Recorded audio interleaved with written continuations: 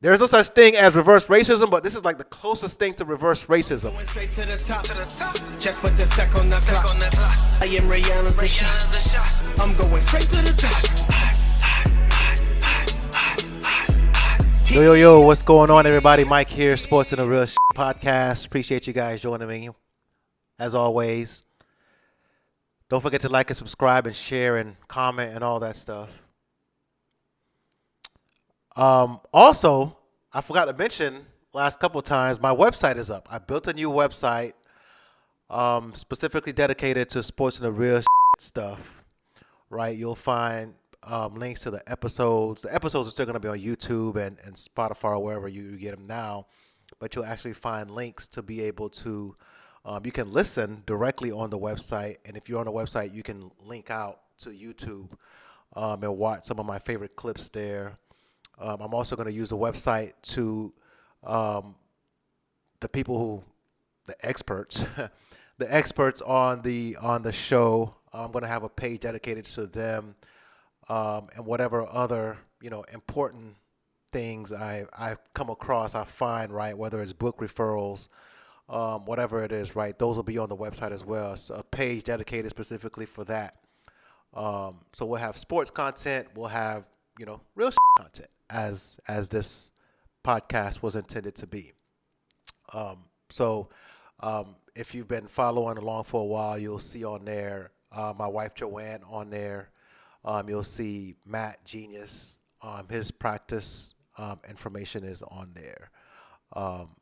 So whatever experts come on the show, they'll be on there if they choose to be, as well as whatever I think is I want to share with you guys as critical things that I think you should know about, whether it's related to health, money, whatever it is. It'll be on the website as well. Also, some of these shirts that I'm wearing, I made them myself. I designed them myself. I think they're pretty funny. So if you think they're pretty funny, you can go on the website and purchase a t-shirt as well. More to come on that. So yeah. So we're making big moves over here. Sports in the Real is not just a podcast. It's a movement. A website. There's more to come. Just wait on that. So yeah, check that out when you get a chance for sure. It's sportsandthereal.tv. Sports and spelled out. Sportsandthereal.tv. And actually, if you do sportsandthereal.com, it'll take you there too. But the official website is sportsandthereal.tv. If you're on the YouTube, if you're on my YouTube page at all, you'll see the link out, the URL out to the website, sportsandthereal.tv. So appreciate y'all checking that out for sure. All right, that's out of the way. Just finished watching the women's championship game, women's Final Four March Madness championship game, and it was pretty exciting. Like I said last time, it's not that the women play a better brand of basketball than the men, or it's more exciting per se, like basketball for basketball, the women's game is more exciting than the men. That's not what it is. It's just that the women have the storylines that the men don't. Because these dudes are leaving after 1 year, right, 6 months on campus, and they're out, which I don't blame them. They weren't getting paid, right, whatever it is. Because they're not staying and they don't have anything, a storyline to follow. We don't even know who these guys are. They're good players, some of them. Some of them are just tall, and they're dominating kids who are nowhere near their height. That's a different conversation. College basketball needs help, but that's a different conversation. So the women's game is exciting because there's a storyline. South Carolina just won a championship. They have a storyline. Last year, they got put out in the Final Four by Iowa. And Caitlin Clark was waving off the girl from South Carolina. I forget her name.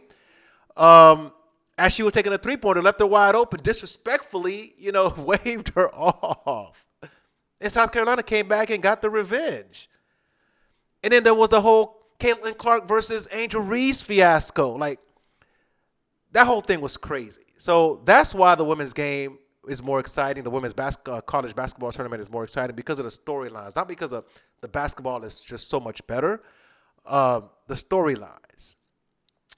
But before I get to that part of it, I do want to say Iowa beat one of the reasons Iowa was able to win against UConn in the Final Four on Friday night. They called a moving pick on Connecticut. And I'm going to say this as somebody who watches a lot of NBA basketball. If the NBA called moving picks like college basketball, the college basketball ref called a moving pick against Aaliyah Edwards, and I'm not saying it's a bad call. I'm just saying that call doesn't usually get called, whether it's late game or early game. That moving pick happens a lot, especially in the NBA game. Like if the NBA refs called moving picks like that, I don't know if Steph Curry has any rings. I don't know if Steph has any rings if the NBA refs called moving picks like they did against UConn. Because that's all those boys over there do. That's all they've been doing for the whole run. Draymond and Looney and all of them. That's all they do except moving picks. And the NBA refs never call them. So when you see Steph splashing threes and you wonder why he's so open a lot of times, it's because they're moving picks and the NBA refs don't call them against the Golden State Warriors. So I'm half joking here when I say if the NBA refs called moving picks like they did against the Golden State Warriors, like they did, the college basketball refs did against UConn, Steph might not have any championship rings. Uh-oh. Now, seriously, though, that was a tough call, and I'm not mad at UConn fans for feeling that that was a tough call in that spot. Yeah, technically she was moving, but honestly, she was doing that all game. Those picks were being set the exact same way pretty much all game, and nobody ever calls that. So to call it in that situation, I could see where the hurt is at. We're like, damn. And, of course, people are like, yeah, the NCAA wants Iowa in the championship, so, of course, they're going to make that call. I mean, I don't know. Maybe they do. Caitlin Clark is a big draw. But I just know that in the NBA that call hardly ever gets made, and it never gets called against the Warriors. Like Andrew Bogut, Kevon Looney, Draymond Green are in the illegal screen Hall of Fame. Right there, and Steph Curry and Klay Thompson are the big beneficiaries. And the Warriors have 4 championships as a result of that. That's my take, and I'm sticking to it. But fantastic tournament, though, for real, by the ladies. So now that that's out of the way, right, the true storyline, of course, of the women's game is this Caitlin Clark and Angel Reese thing. Their game in the Elite Eight, Iowa versus LSU, drew 12.3 million viewers. Listen, you can lie to yourself all you want, all right? I try to be as honest as I can on this podcast. This thing split almost right down the middle of the country in terms of black versus white. It was racial from beginning to end, all right? This is Magic and Bird in the 80s. Anybody who says it wasn't racial, right, the size they chose is lying to you. It was racial. Typically, white folks don't like loud, brash black athletes, right, going back to Muhammad Ali and, whoever else. T.O., can't think of anybody else, right, Randy Moss, right? Like, if you remember how T.O. and Moss got treated, right, they were the locker room cancers, right? You don't want these guys on your team. They're too loud. They're too brash. They're too cocky. And Angel Reese gave off that same feeling, that same aura, right? She was T.O. Randy Moss. And white folks ain't going to admit this, but they don't like that. White folks don't like cocky, brash black folks like that. Muhammad Ali wasn't loved. He wasn't called the GOAT until the end. Until he started winning so much that they couldn't deny it. That's when Muhammad Ali became the GOAT. But before that, people weren't feeling Muhammad Ali like that. So, yeah, a lot of white folks supported Caitlin Clark. Yes, she was great, but also because they needed somebody They needed somebody to shut Angel Reese up. That's just a fact. All right? You ain't got to lie to yourself. It's a fact. They needed somebody to shut Angel Reese's ass up, and she beat her, so she did. And black folks, on the other hand, right, took the opposite side because they saw the damage and the abuse that Angel Reese was getting. So black folks supported Angel Reese. And I said it last year. I said it last year around this time, right, when they met each other in the championship game, right? People can say whatever they want to say, right? Black folks, like I said last year, black folks, we see the different treatment for white girls, for white men, girls, whatever, right? For white folks. We see Caitlin Clark last year was doing all this stuff. It was all good until Angel Reese did it. We saw all that. So if you missed that episode last year, go check it out. Literally a year ago. And the problem with that is white folks aren't going to admit it, but black folks ain't going to admit it either. Black folks aren't going to admit that they supported and were caping for Angel Reese because she's black. Man, it's true. It's true. Black folks were caping for Angel Reese because we saw we saw the abuse. We saw, how much hate Angel Reese got for being who she is. Heck, truthfully, she brought a lot of it on herself. And a lot of black folks are like, well, we're going to support her. We're going to take the opposite side, even though Caitlin Clark is an absolute stud and baller. But for the longest time, black folks have witnessed as, the black person is brash and loud and they get called cancers and, misfits and all this stuff, right? Nobody likes them. And then, when there's a loud Tom Brady getting up in teammates' face, it's like he's just a fiery competitor. He's just a competitor. Don't we love that about him? He's just a competitor. So Tom Brady gets to be loud and up in people's faces and throwing things on iPads on the ground and all that stuff. He gets to be a competitor, but T.O. can't be a competitor. He can't be upset. He can't be upset that his quarterback missed a read. Tom Brady can be upset that his receiver, Mr. Reed, ran the wrong route. He's just a competitor. T.O. can't be that. So we know the differences of sides get taken automatically, right off the jump. But part of what I didn't like in this whole thing is some of the hate that went towards Caitlin Clark. There was a lot of hate towards Caitlin Clark in this whole thing. Because white folks went all out in supporting Caitlin Clark, black folks went all out in supporting Angel Reese. It kind of felt like, if I'm being honest, some black folks used that as an opportunity to talk down on Caitlin Clark's game. Like she wasn't like that. And it got to a point where it felt like a lot of folks were kind of jealous of Caitlin Clark. Like a week ago or so, leading up to the, Final Four in the Elite Eight, I think it was, Ice Cube, comes out on Twitter and he offers, he says that there's a $5 million offer on the table for Caitlin Clark to join the Big Three. First of all, Caitlin Clark's not going to the Big Three, right? She would not do much there. She would get out-physicaled out of the game. So it wouldn't make any sense for her to go to the Big Three. But a lot of folks came out, whether it was social media, people were just going all in. Well, why is Ice Cube offering Caitlin Clark $5 million? Why didn't he offer anybody else $5 million? All these other great players that's come before her, why Caitlin gets to be offered $5 million? And ESPN magazine has a 96-page issue coming out specifically focused on Caitlin Clark. And people are upset. How come there wasn't no ESPN magazine 96-page issue for Caitlin Clark?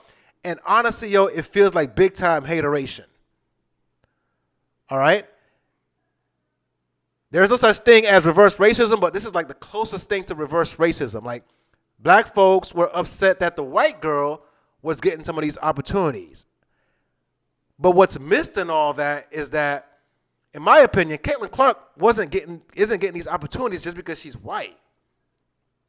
This ain't like Maria Sharapova getting her ass beat by Serena Williams and still getting, more endorsements and all these things. No, Caitlin Clark is a baller. And the reason why people want her, people are watching her, is because she's doing things that women weren't doing before. She's not just an all-time leading scorer.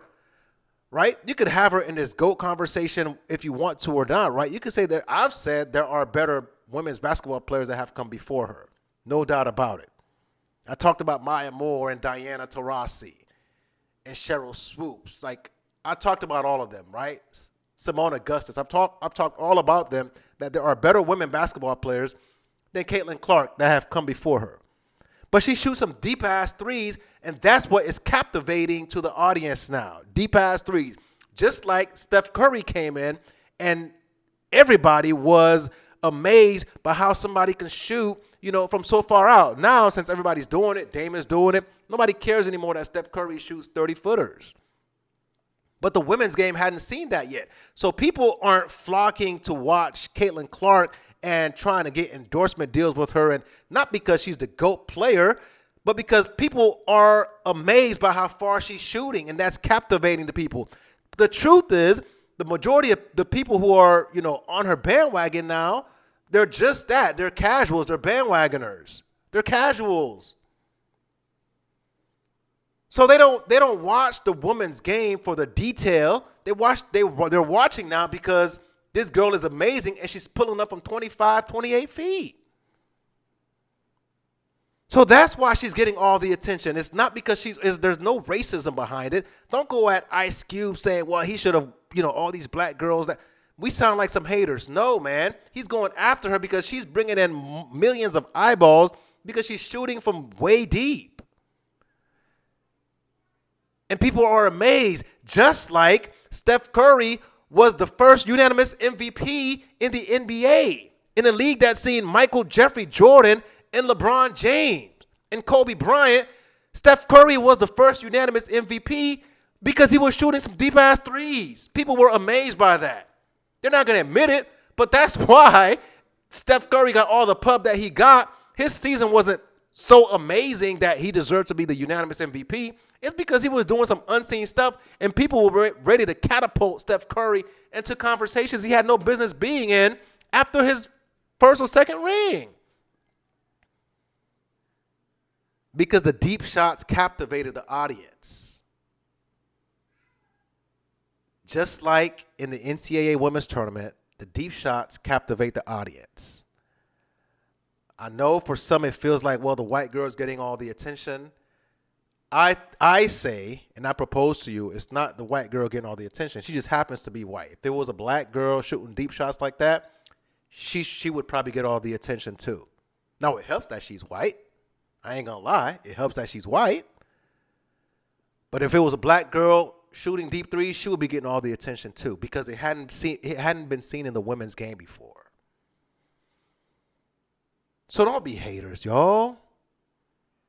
Like, some of us sound like, when Tiger was starting to take over golf, like some white folks were uncomfortable when Tiger was taking over golf. We remember Fuzzy Zeller, in his statements at the Masters.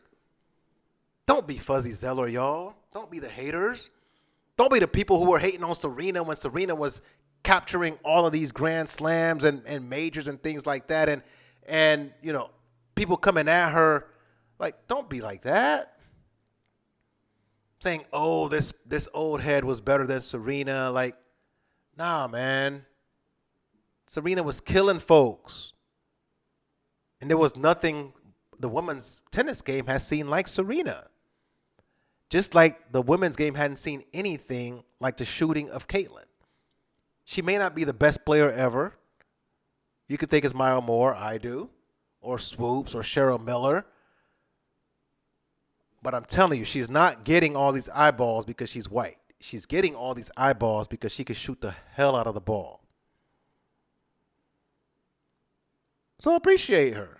This ain't Maria Sharapova getting all the endorsement deals, y'all. This is something else. This is truly a great player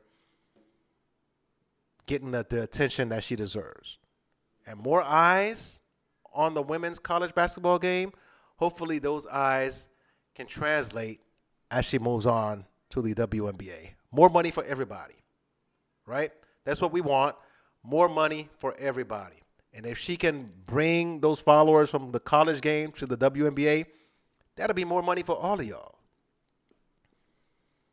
Like, nobody cared. Nobody knew that Kelsey Plum held women's scoring record, D1 scoring record. Nobody knew that. She's white. So it's not just a white girl thing. She's shooting crazy deep. That's why she got all these people following her. Casuals are watching the game.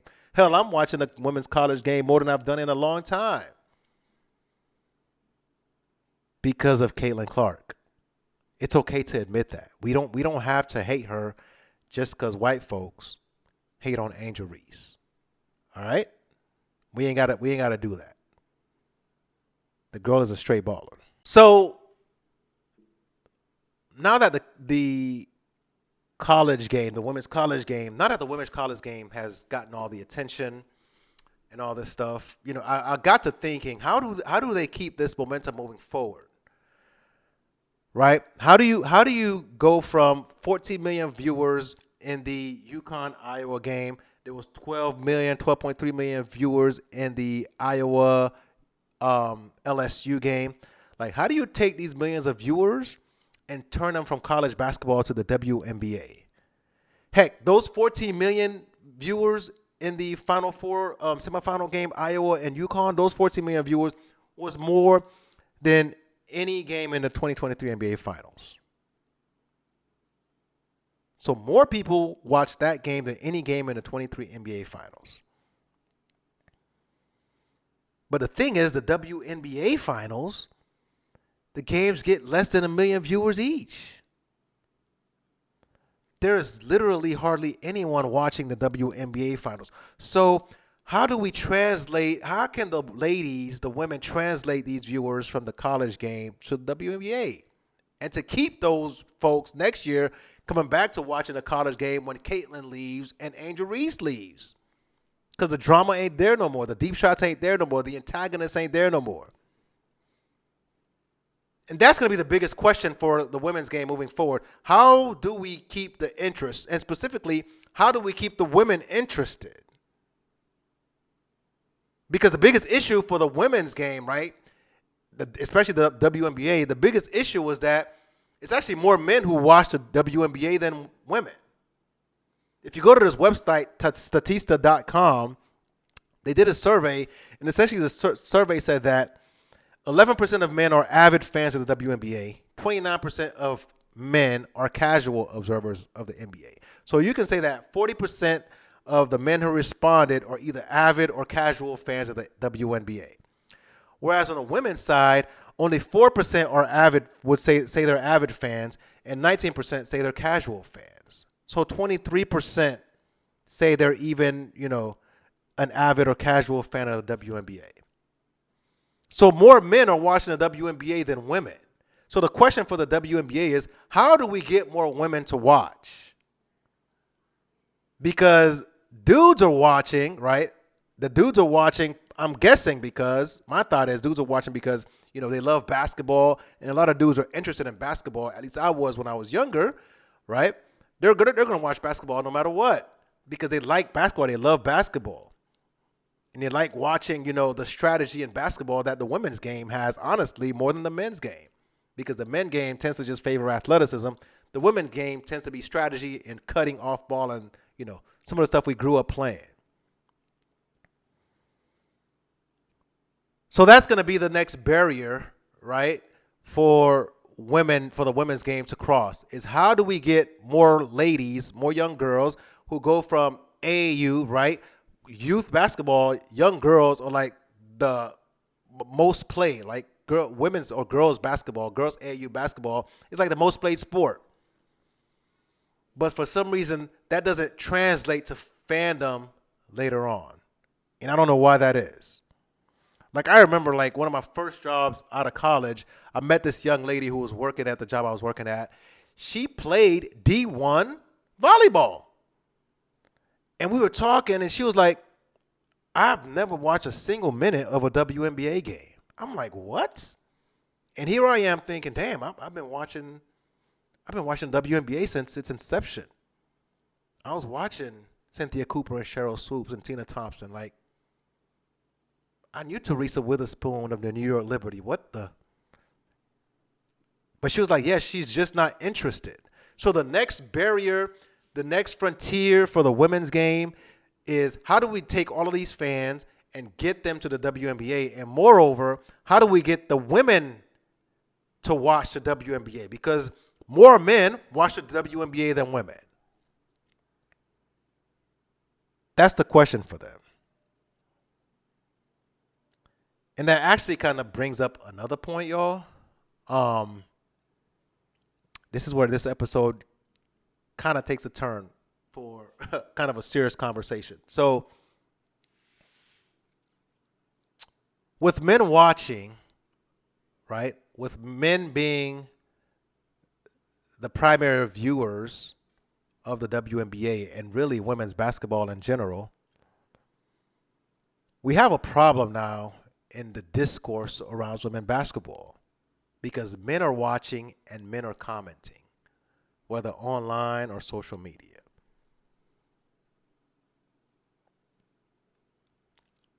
And I'm going to say this. Men, I'm going to choose my words carefully.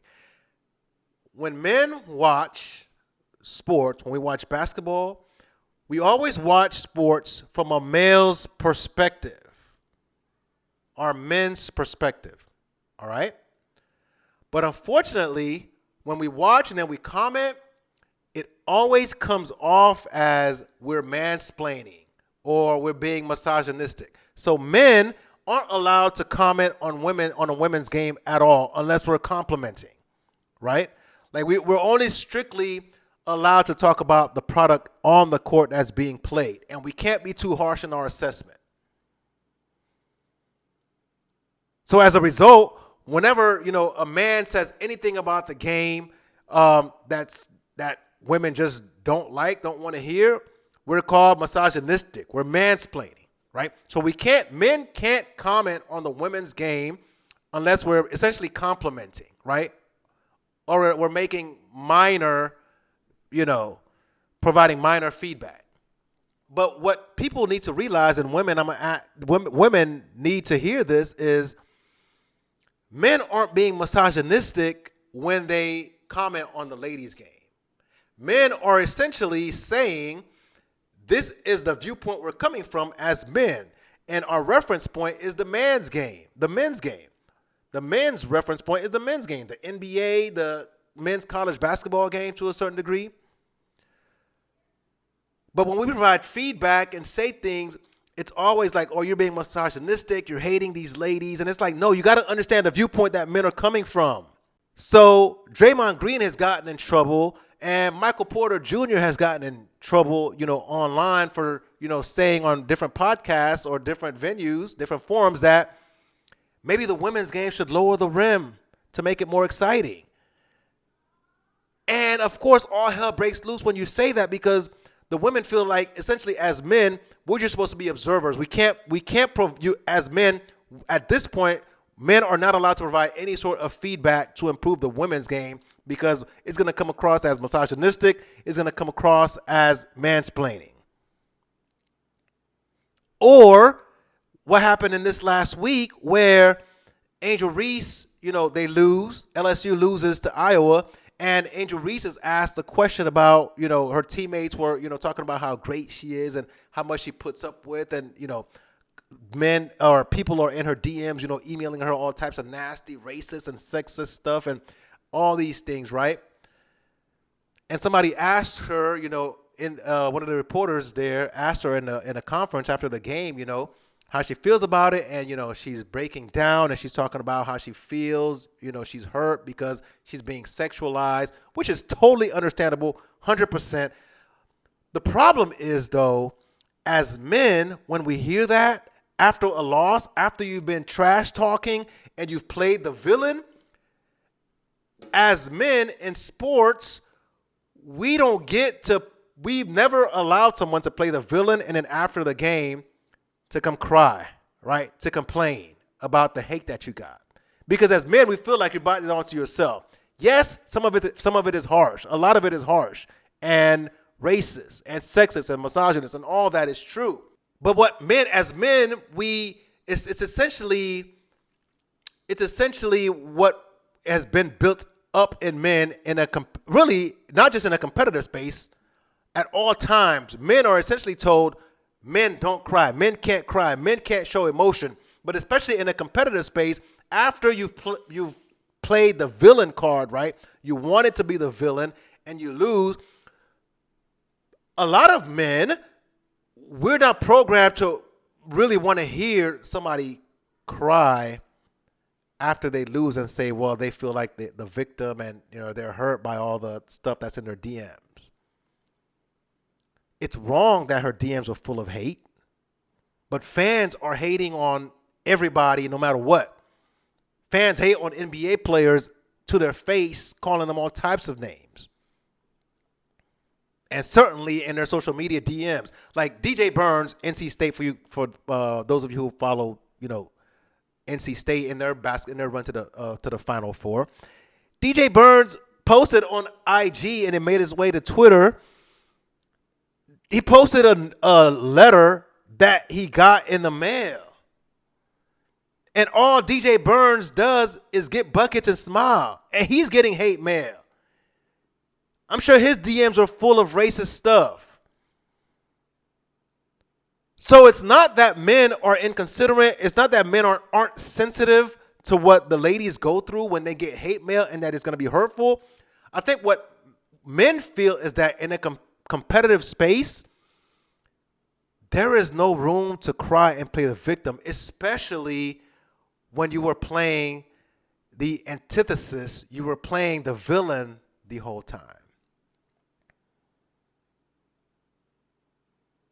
That's just the way it is. So as men, right, it's in our nature. It's in our nature to solve problems. So when we're watching the WNBA, right, people in relationships know this. People in relationships know this. When men are watching the WNBA, right, they're like, how can this game be made better? Maybe lowering the rim so the ladies can dunk. Now, there's nothing to say that's what solves it, right? Clearly, women shooting deep threes like Caitlin Clark would help, but there's only one Caitlin Clark. But Draymond and Michael Porter Jr. were just providing their takes. So as men, right, it's in our nature to want to fix things. So it's just them trying to make recommendations, what they thought were positive recommendations. Women took it the wrong way, and it's mansplaining, it's misogyny. Nah, that's just the way it is. And the Angel Reese situation, dudes get in trouble for going on TV and saying, we kind of don't want to hear you talking about being the victim after you played the villain. It sounds harsh, but that's what it is. Like, as men, we wouldn't allow, if LeBron is playing the victim, we wouldn't allow LeBron to come after the game and talk about how his DMs are full of people calling him the N-word. Draymond Green, is a villain 100%. He knows he plays a villain role. Ain't nobody going to sit there and listen to Draymond talk about how his DMs are full of people calling him this and that and animal and N-word. And we know your DMs are full, man. We know what these athletes go through in the spotlight. Hell, people on TV call them stuff on TV. Westbrook is begging for people to say his last name correctly and not call him Westbrick, but they refuse to do it. These dudes get bashed on TV.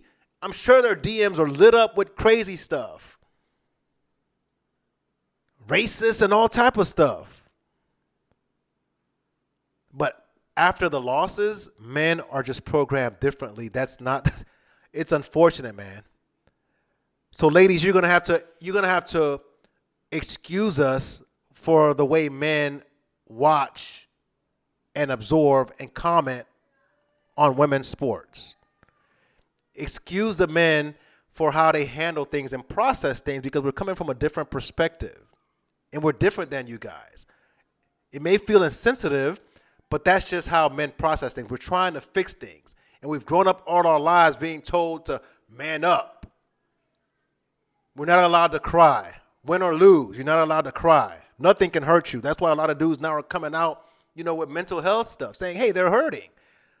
But the truth is, nobody wants to hear that from men. And if men are going to be the biggest consumers of the WNBA and women's basketball, then some of the feedback that men provide may seem harsh.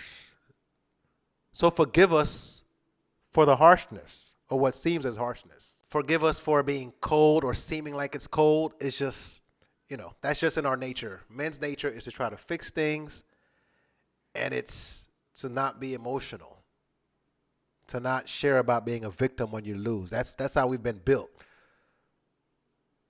Different sexes. And yes, for so long, men have told women to stay in their place, stay in the kitchen, and maybe that's just blowback because of that. Maybe the ladies are like, who cares what y'all think? For so long, y'all told us to stay in the kitchen and stay away from our game. Don't talk about our game. You never played, so you can't talk about our game. Maybe it's just them saying, hey, we can't talk about your game, so y'all don't talk about ours, which is fair. But the truth is, more men support the WNBA than women do. So men are going to have to comment, right? If men walk away from the WNBA, then hardly anybody's watching. So there's going to have to be some kind of meet in the middle or come to Jesus moment or something, because I feel the women, I feel the ladies and saying, hey, don't tell us how to fix our stuff. We think our stuff is exciting. Just sit down and watch. Also, allow us to feel emotional and to feel differently, when we're mistreated, even after a loss, when we feel abused. And the men are like, no. The men are like, especially if you've played the villain, it is what it is. Whatever you get is what you get. That's the truth is. That's how a lot of men feel. Whatever you get is what you get, especially when you're playing the villain. It's tough to hear and it's tough to digest, but that's just the viewpoint that men are coming from. And I hope the ladies understand, and I hope they grant us grace as we get better as men, right? Being partakers of women's sports and commentators in women's sports. Or just tell us to F off and go back to the kitchen. I don't know. Go drink a beer. I don't know. So it's gonna be interesting. All right, as this thing moves forward, hopefully more women get engaged. But in the meantime, as men continue to watch, there's gonna be more flare-ups for sure. I'm just hoping that there's grace from the ladies in all of this. So last episode I touched on briefly talking about sports betting and the Shohei Ohtani saga, and I haven't heard much more about that. But I did want to talk about sports betting again, because there's been some stuff that come out the last couple of weeks that I wanted to talk about and stuff I've seen and read up on, and it's going crazy. So, as you can imagine, right, sports betting is going way up, okay? Sports betting, listen to this. Revenue from sports betting. Under $1 billion, right? $900 million in 2019 revenue. 2020, $1.5 billion in revenue from sports betting. 2021, $4.3 billion. 2022, $7.5 billion. 2023, $10.9 billion. That's in revenue. So revenue is money that they get from people playing and minus their payouts. So $119.8 billion have been wagered through sports betting in 2023. Damn. That's a lot of money. So sports betting is going way up, and as I'm reading up on this, I have some issues. I have some problems that I want to talk about, okay? I mentioned to you guys that I'm reading the book, or I was reading the book called The Psychology of Money. Y'all need to check that book out. I'm going to put that book on the website as well as a reference. Y'all need to check out The Psychology of Money. But one of the episodes, it talks about the story is, the author had spoken to a casino employee in Vegas. And, they asked the casino, the employee, like, how do you win at gambling? And the answer was to exit as soon as you enter. Because you don't win. You don't beat the house. Few people do. The house always wins. So that leads me to my point in that there is a huge problem coming down the pike in this country because of sports betting. And I don't know if people are making enough noise about it, so I'm going to talk about it here. All right? Hopefully, it makes its way to you guys, and you guys tell your friends and family, because I don't know what to say, man. First of all, there's a huge impact on players, and there's a huge risk on players right now.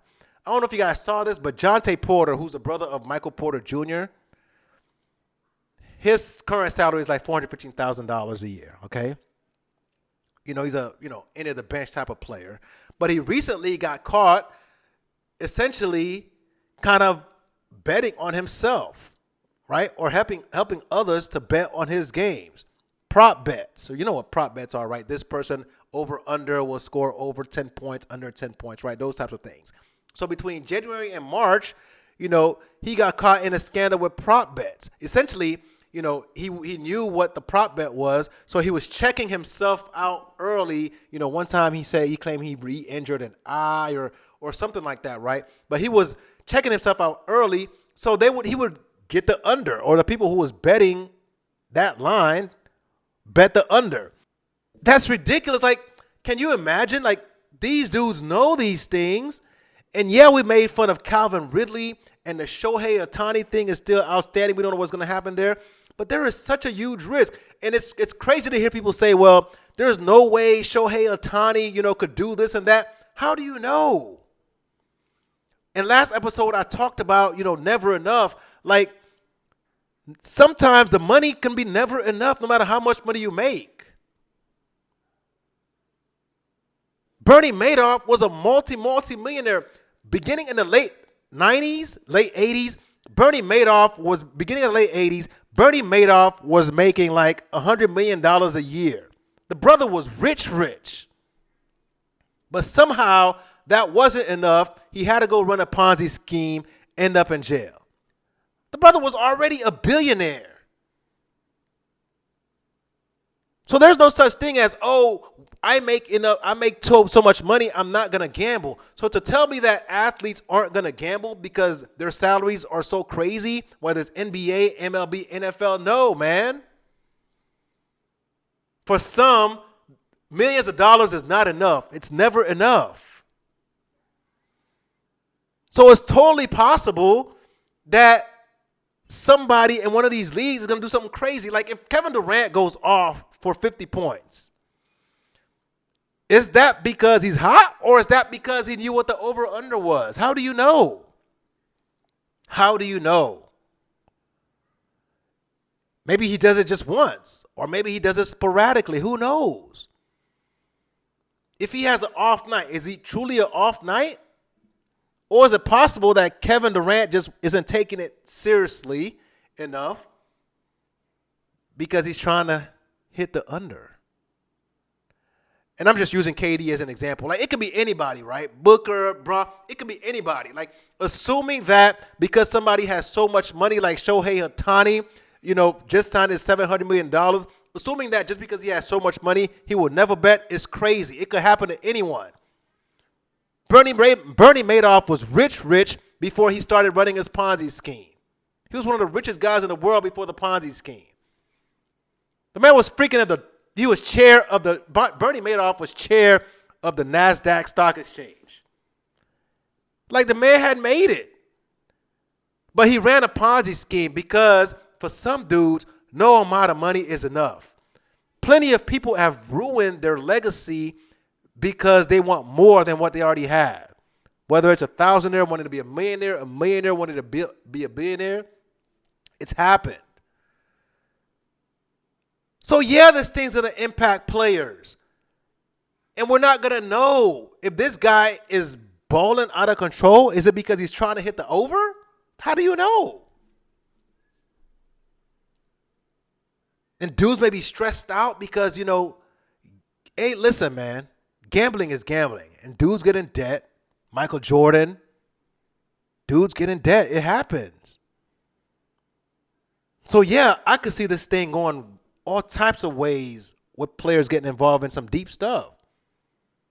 It's funny because I visited in Vegas. I went to Vegas last year with my wife on vacation, and we went to the Mob Museum. And the Mob had heavy control in sports, boxing. Like, They were all over that stuff.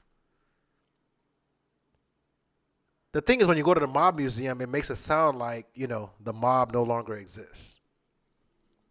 And I'm like, yeah, right. Yeah, the hell right.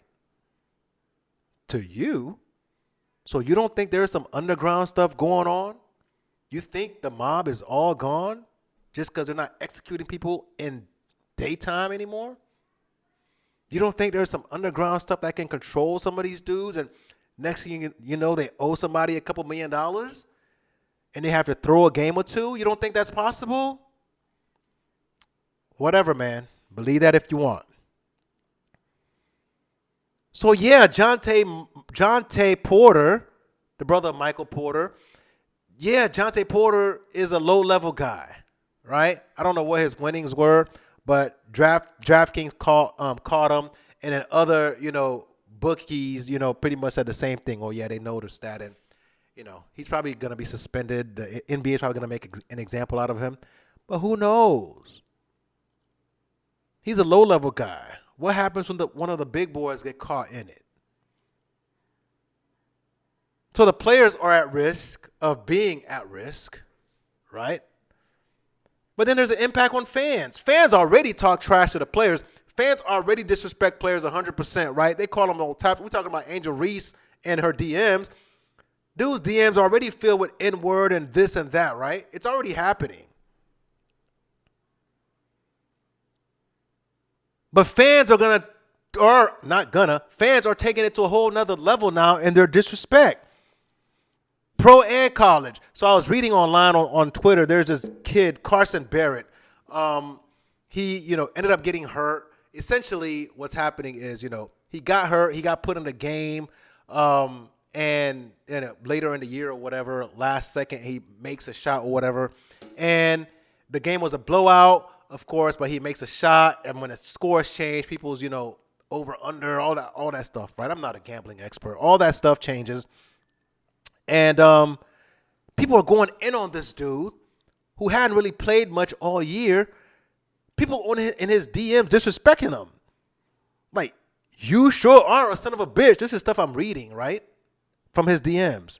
Hope you enjoy selling cars for the rest of your life. I hope you fucking die. That's what they're telling this dude. I can't imagine what's happening to pros. So if you're, in the bench guy, you come in at the last second, you're essentially, you don't know what to do, right? Do you try to show some skills, hopefully get more minutes and make a couple buckets, enjoy yourself out there? Or do you, because somebody has some money on the game? It's just crazy to me, like, the stuff that's going to happen. And here's the problem, right, with all this, is that the gambling stuff is attracting more and more younger audience, more and more younger people. That stuff is on college, all over college campuses, right? And then when you read the studies show that young men are at higher risk of problem gambling, right? Young men are at higher risk of chasing their losses. Like, people between 18 and 20 are significantly more likely to chase losses and bet beyond what they can afford than anybody else. College campuses, you got all these people, DraftKings, all these people. And these kids are throwing away their financial aid money or their parents' money or whatever money they happen to work for. Yeah, it sounds cool that I won $5. My parlay hit for $100. It sounds cool. But the truth is, the house doesn't lose, man. So for every person that makes $5, $10, $20, there's people out there losing hundreds and thousands of dollars. So DraftKings and, all these guys, Prize Picks, they're making mucho dollars while these young kids are losing their money, and that's going to have an effect.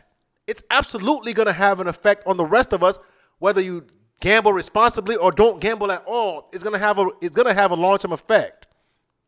And the NBA doesn't care. The NFL doesn't care, right? The NBA is now talking about you can live betting during the NBA broadcast, right? Props change during the NBA. You can bet.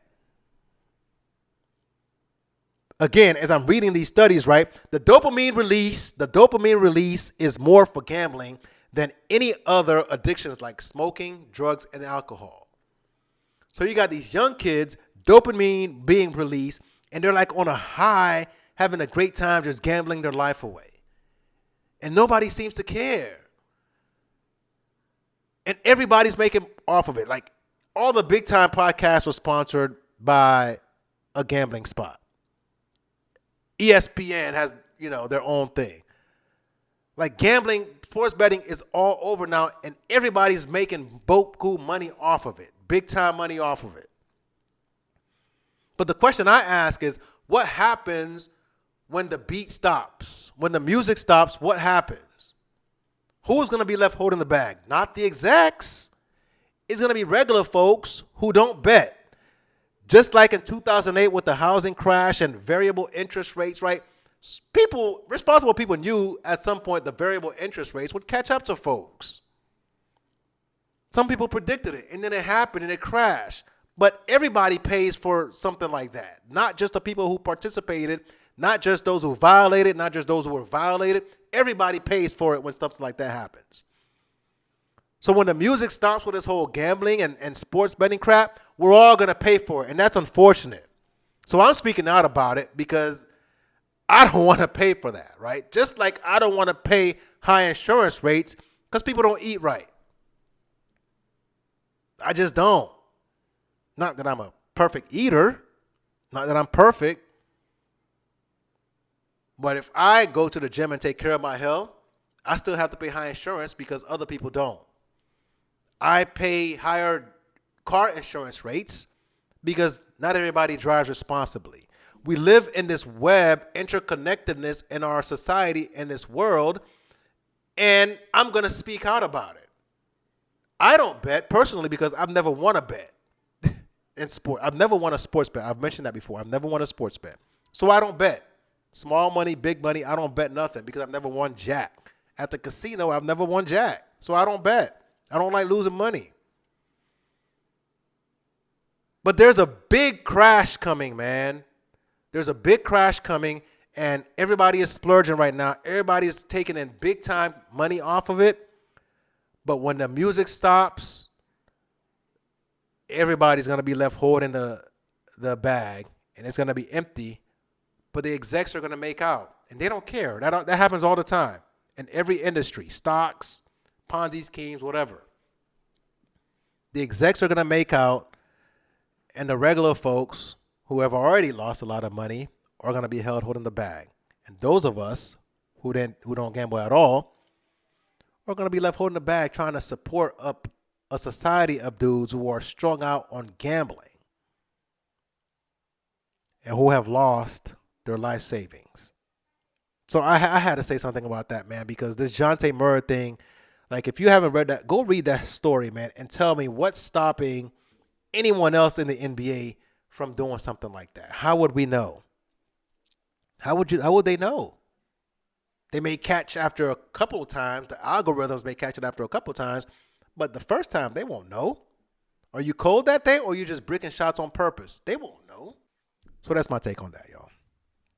The effects of gambling on our society. It's gonna come, y'all. Watch.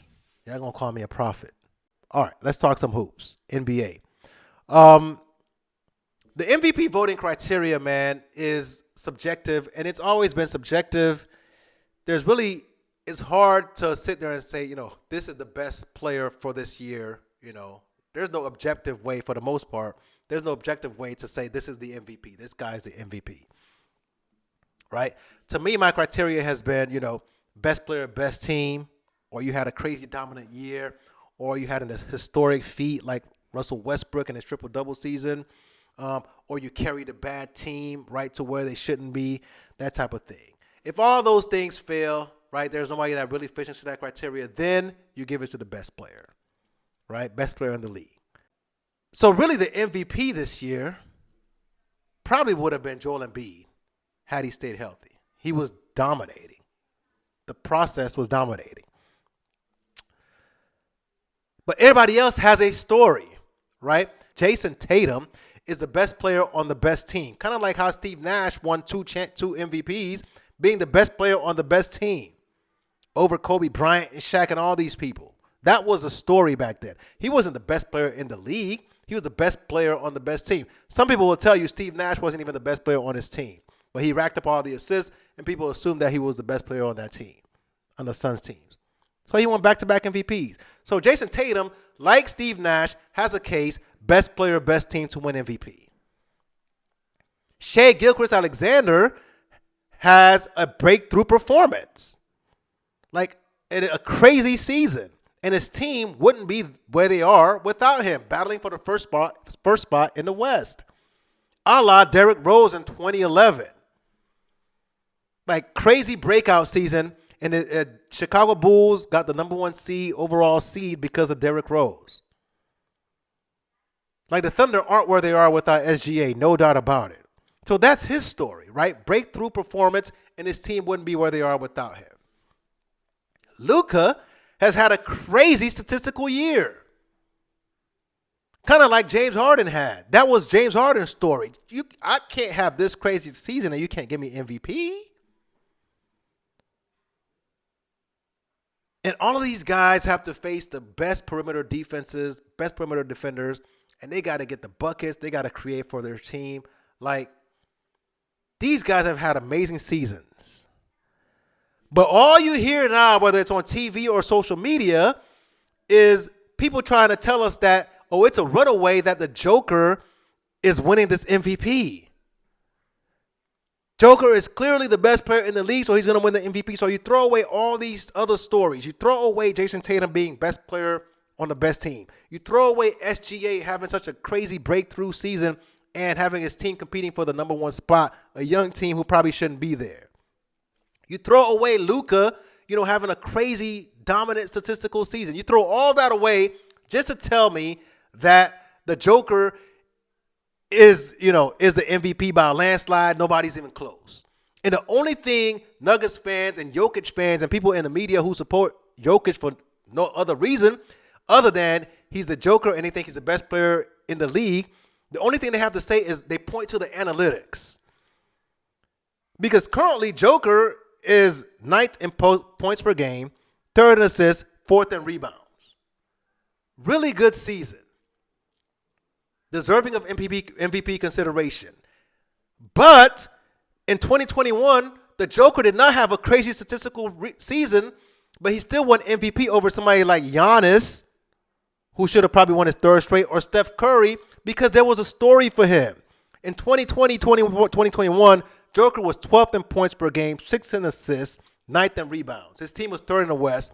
He won the MVP. There was a story created for the Joker to win MVP in 2020-21. In 21-22, the Joker won again. He was 6th in points per game, 8 in assists, 2nd in rebounds, 6th in the West. But there was a story created. Jamal Murray was out, right? It was because of Joker, they were at even 6th in the West. So a narrative was created to get the Joker that 2nd MVP. Last year, people were saying he should have won MVP when he was 18th in points per game. 4th in assists, 3rd in rebound. Yeah, he was 1st in the West, but people were trying to say he should have won MVP. So no matter what happens, no matter what the Joker looks like, people want him to win MVP. Strictly because of analytics. All of these stats and VORP and BPM, some of these things that have nothing to do with actual basketball, watching the game, like they make up these narratives and these stories telling me that the Joker is the MVP. So you overlook best player, best team, Jason Tatum. You overlook a breakout performer like SGA and a Thunder. You overlook Luka and his crazy, amazing statistical season. And you say, hey, the Joker is the MVP because of these VORP stats. I don't care about those damn things. And it's not that he shouldn't win MVP, he can't be MVP. It's that his previous MVPs were created based off of storylines. So now you can't tell me you can't create a storyline. These other guys can't win because of their storylines. The Joker now is above reproach in his game. And people act like he's this perfect cat. And honestly, I'm going to be honest with you here. I feel like the Joker is becoming overrated. Because now people are talking about the Joker. People are saying, well, if the Joker wins another MVP, he's better than Shaq. on my all-time list. What? What? So yeah, now the Joker, as much as I like the guy, he's becoming overrated because people are starting to put him in conversations that he doesn't belong in yet. Only because of advanced analytics. So the Joker is not only getting the benefit of the doubt today, he's getting the benefit of the doubt all time now because people are like, well, the Joker's, if he wins one more MVP and one more championship, he's better than Shaq. No, he's not. No, he's not. Like, Shaq was so dominant and people just forget that. So allow me to pause right there and talk about Shaq a little bit so I can stop disrespecting Shaquille O'Neal. People naming their kids Shaquille because of Shaq.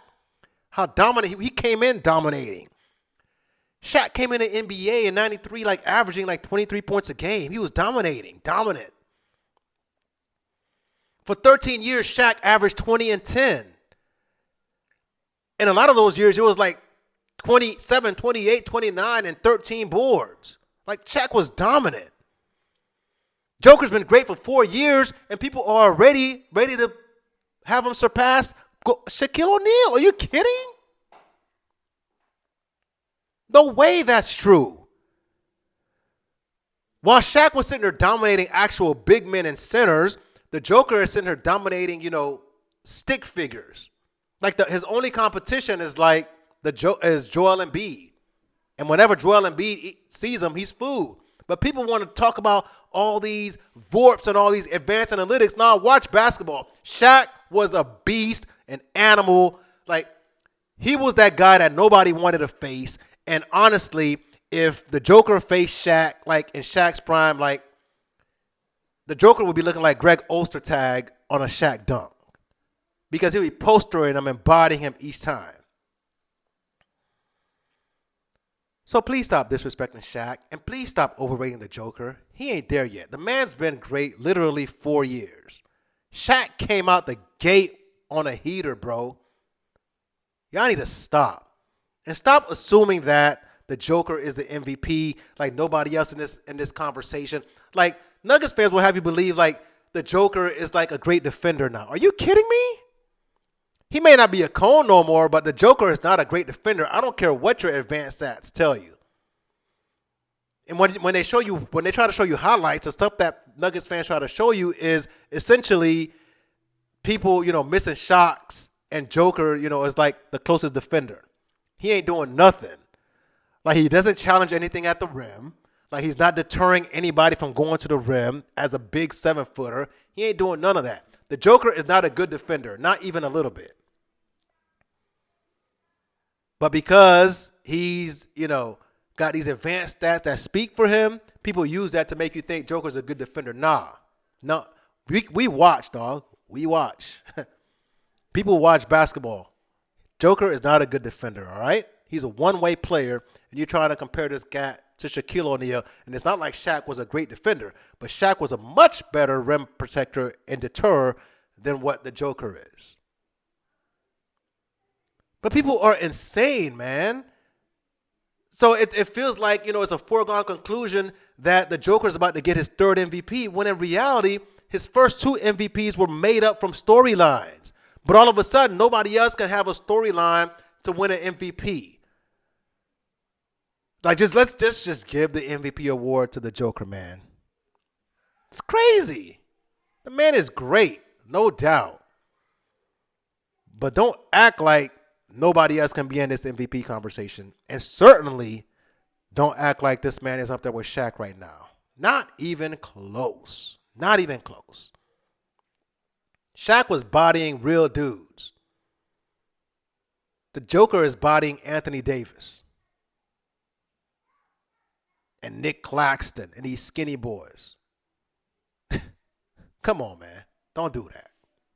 It makes me sound like a hater, but I'm not. I love the Joker. But y'all not going to disrespect Shaq. All right? Sorry. Y'all not going to disrespect Shaq. All right, last thing, and I'm going to get up out of here, y'all. On that note, the Denver Nuggets are a great team.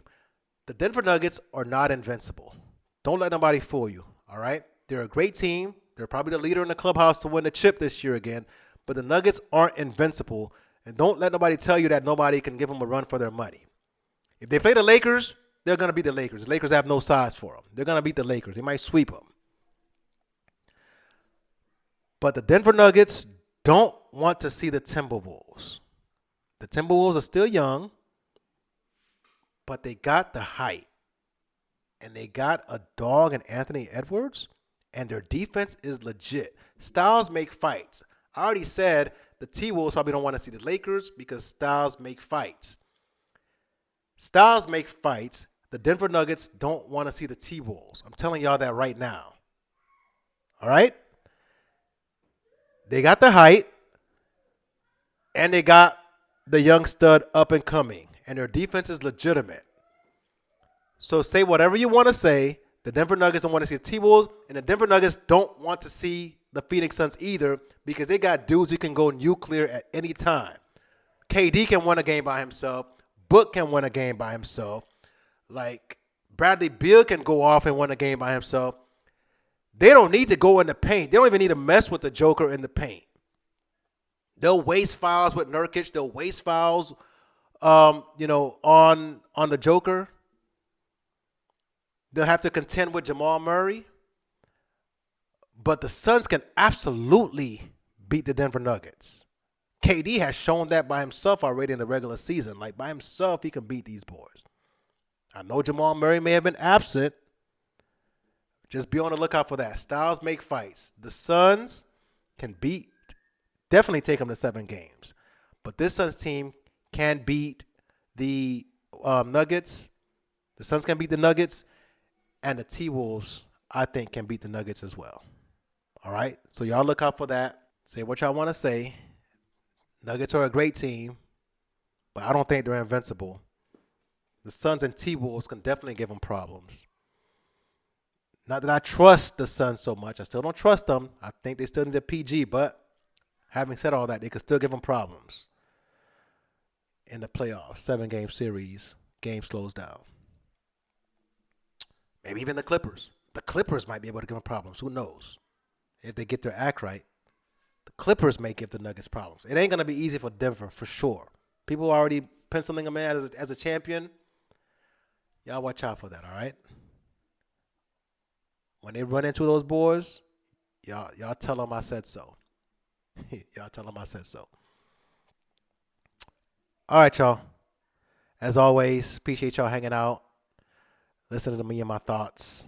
Let me know what y'all think. Let me know how y'all feel about it. Comment, like, share with your friends and family. I'm going to catch you guys next time on Sports and the Real Shit. Mike. Peace. I'm going straight to the top.